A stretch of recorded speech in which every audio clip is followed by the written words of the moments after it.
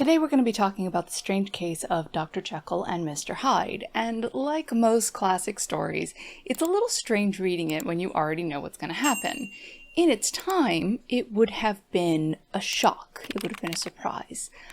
Nobody knew the first time that this book was published, way back when, in the 1800s, that Hyde and Jekyll were one and the same, and that he was swapping back and forth with a potion. And it's since been, sort of rippled out and found its way into other stories and comic books and movies, and it's a part of our pop culture consciousness now, in a way that it just wasn't when it was published. So when you read things like this, you've got to bear in mind, it's not going to surprise you, but the way that the story gets to the surprise part is interesting. Most of my exposure to Jekyll and Hyde has been in movies. He's either in a TV show or in a movie, and it's this, skinny, trembling professor, and he pops a potion and turns into this giant monster of a man. That's not how the real story went. So the story begins with the lawyer and his cousin, and they're walking down the street on a sunny afternoon, and the cousin says, "Oh, I have a funny story about that door there." And the lawyer says, "Oh?" And the cousin tells of this stunted, curled little man who ran down a child in the dead of night, and that was the door that he'd gone into. And the lawyer seems a little off-put, but they carry on their walk. And then later, the lawyer goes and visits a friend of his, a childhood friend of his, and asks after Dr. Henry Jekyll. And he's, basically, "How is Jekyll? You've seen him more than I have." And the friend says, "No, I haven't seen Henry Jekyll in 10 years. We had a disagreement about science, and we haven't spoken since." And then we find that the lawyer is the keeper of Henry Jekyll's will. So they were all three childhood friends. They all three went to school together. And that Jekyll has just sort of lost touch with everyone he knew. He's sort of pulled back from society and from his friend groups and things like that. And the lawyer's like, "Well, that's not right. What scientific disagreement could be so severe that it would break off a lifelong friendship?" And the guy says, "I don't want to talk about it. I don't want to talk about it." So the lawyer's worried about his old school friend, but rather than just go and talk to him, he decides to stalk this door, which he knows is the back entrance into Henry Jekyll's house, where his cousin has said he saw this little stunted man come in and out of. So eventually he catches Hyde going into the house, and he accosts him and introduces himself. And the lawyer, who is a lifelong friend of Henry Jekyll, is looking this man in the face and does not recognize him as Henry Jekyll. So if you know the story, you already know that the physical differences between the two of them are extreme. So the lawyer's really put off by this. He's really upset by this because the will that he's keeping for Henry Jekyll basically says, "Upon my death or disappearance, all of my belongings should go to Hyde." And it's a very strange way to write a will. If something happens to me or if I just disappear, give everything to Hyde if I'm gone for more than 3 months. And so the lawyer's very concerned about his friend Henry Jekyll, and he goes to see him. And this is where we discover how different the appearances between Hyde and Jekyll are. So this is how they describe Hyde. "He is not easy to describe. There is something wrong with his appearance, something displeasing, something downright detestable. I never saw a man I so disliked, and yet I scarce know why. He must be deformed somewhere. He gives a strong feeling of deformity, although I couldn't specify the point. He's an extraordinary-looking man, and yet I really can name nothing out of the way. No, sir, I can make no hand of it, and I can't describe him. It's not from want of memory, for I declare I can see him in this moment." So that's how the cousin describes Hyde, and then when the attorney goes and stalks the door later and meets him himself, he describes Hyde this way. "Mr. Hyde was pale and dwarfish. He gave an impression of deformity without any nameable malformation. He had a displeasing smile.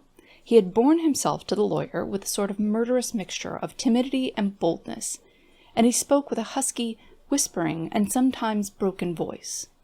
All these were points against him, but not all of these together could explain the hitherto unknown disgust, loathing, and fear with which Mr. Utterson regarded him." So that's how they describe Hyde. He's short. He gives the impression that there's something wrong with him, even though you can't quite place your finger on it, and he is utterly unlikable. And Dr. Jekyll is described this way: a large, well-made, smooth-faced man of 50, with something of a stylish cast perhaps, but every mark of capacity and kindness.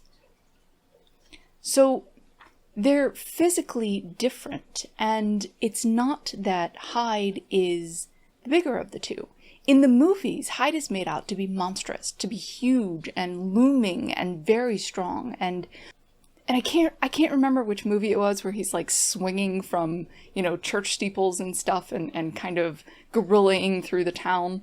But yeah, he's usually made out to be this massive monster of a man, and that's just not the way that he was written. He's written as this small, sort of decrepit, off-putting man.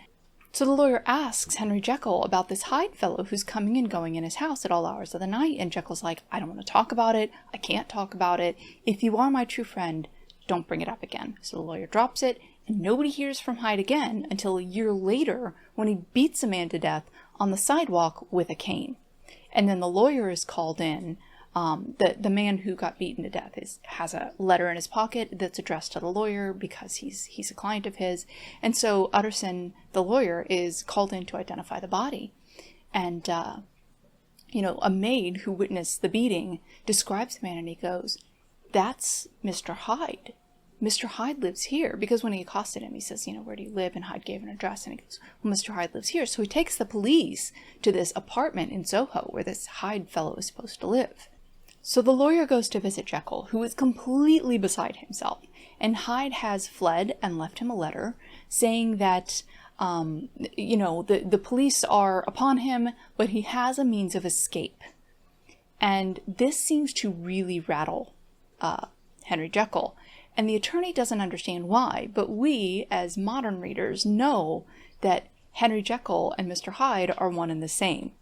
And so you start to get the impression that Hyde is basically telling Jekyll, I can get out whenever I want.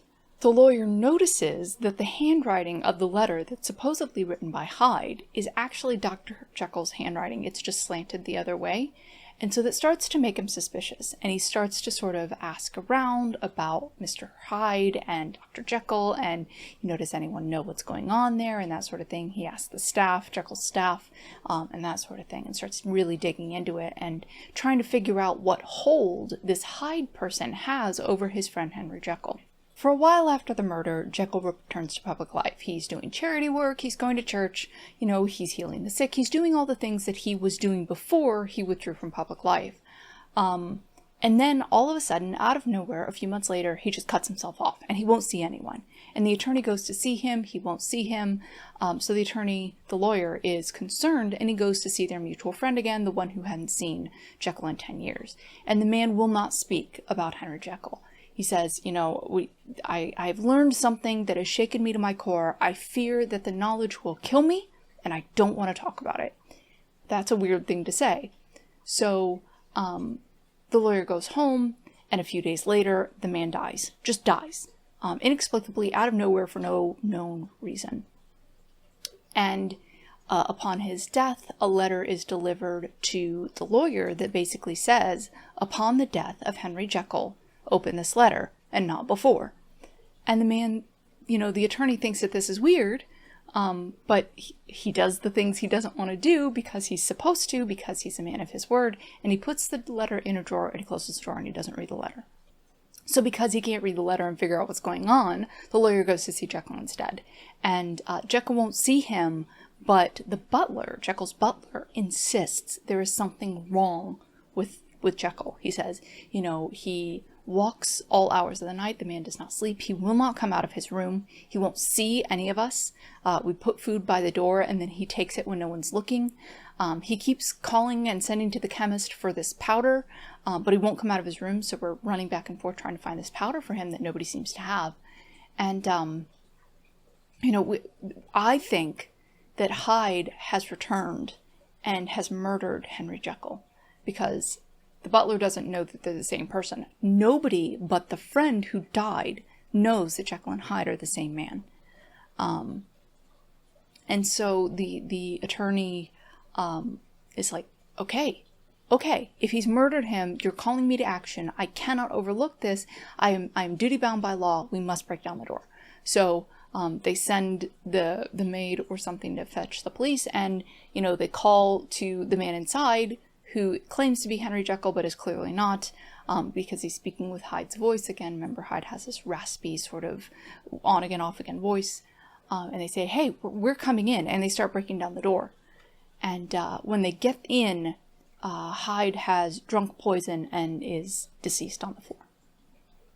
And so they start looking around, and there's a letter in Jekyll's handwriting addressed to the attorney. So the attorney goes home. He says, you know, tell the police what's happened, send for me when they arrive, and I will explain to them my experience with what has gone on. Because he still thinks that Hyde has murdered Jekyll and hidden the body somewhere.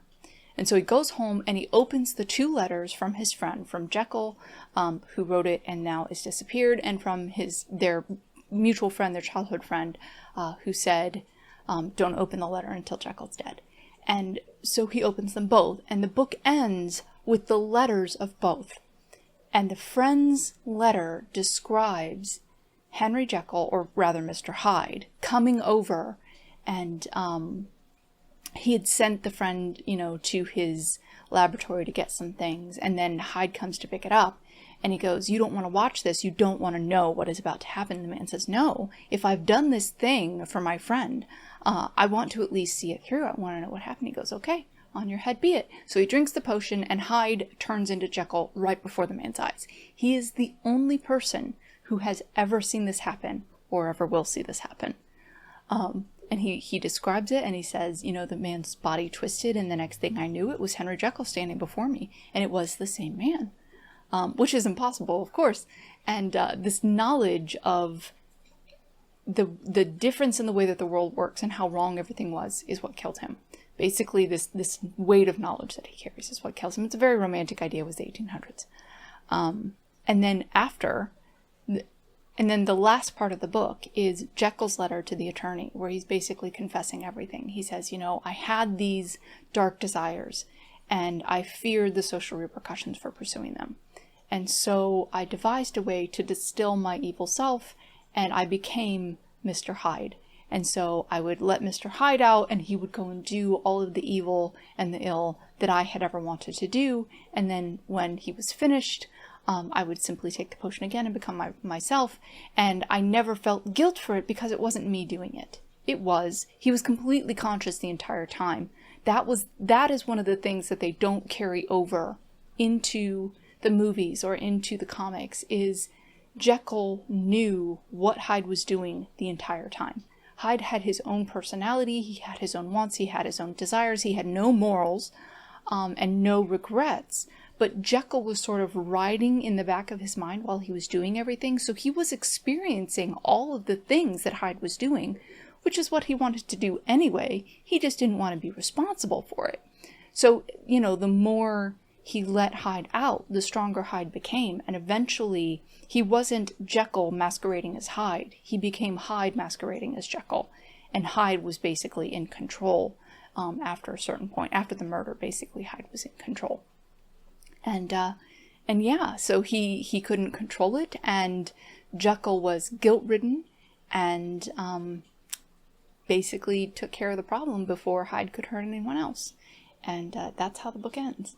So it was a strange thing reading the differences between the way that it was originally written and the way that the Jekyll and Hyde swap sort of exists now in pop culture. Some of the things stay the same, like the potion, and that Hyde is kind of a monster and immoral and does whatever he wants. But they make Henry Jekyll out to be this sort of trembling, scared scientist, and he's not. He's a very vigorous, you know, energetic man. He's well-liked, he's social. And it's Hyde that is stunted and trembling and afraid and timid, but also violent. I think it's weird and interesting that we've sort of conflated them in the modern era, that we, with our modern minds, cannot conceive of being so laced in by propriety that we would wish to be someone else so that we could go and do all of the bad things that we want to do without being judged. And I just think it's interesting that we have to sort of we have to give Jekyll the out of, well, Hyde was just too strong. Hyde was too big. He was too strong, and poor timid Jekyll couldn't resist. And that's not what happened. He pursued evil intentionally. It was a choice. He knew he was doing it when he did it, and he did it anyway. And that is the moral, if you will, of Jekyll and Hyde, was that he gave in to temptation and committed great evil because he couldn't resist. If you enjoyed this video, please hit the like button, and of course, if you like the way that I present information, hit the subscribe button and the notification bell down below. You can find all of my social media contacts in the description, and of course, if you want to keep up with me and the progress I'm making on my current novel, you can do that at effywritesbooks.com. Thank you so much for watching, have an excellent day, and I'll see you next time.